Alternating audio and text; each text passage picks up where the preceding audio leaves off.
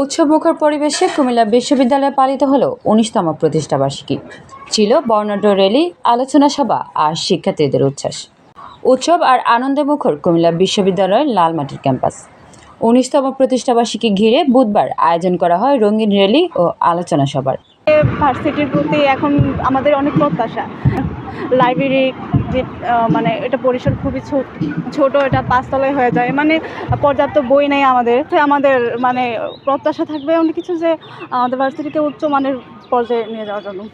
আবার আমরা এখন দেখতেছি মানে প্রথম যখন আমাদের ইউনিভার্সিটি হয়েছে কুমিল্লাতে, আর এখন মানে অনেক বেশি উন্নয়ন দেখতে পাচ্ছি।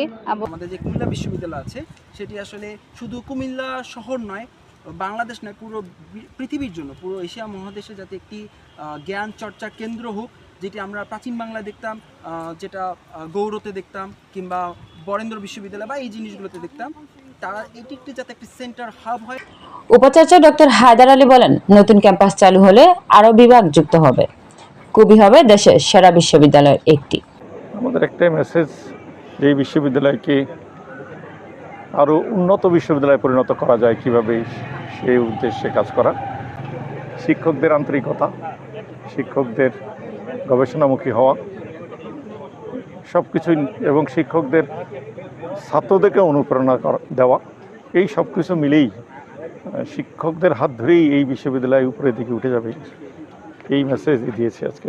আপনি 1 বছর পরেই দেখবেন ইনশাল্লাহ আমাদের নতুন ক্যাম্পাস কার্যক্রম শুরু হয়ে যাবে অনেক বড় আঙ্গিকে। ইনশাল্লাহ তখন আমরা দ্রুত আরও নতুন নতুন বিভাগ খুলব। ইনশাল্লাহ এটা একটা ভালো মানের বিশ্ববিদ্যালয়ে পরিণত হবে।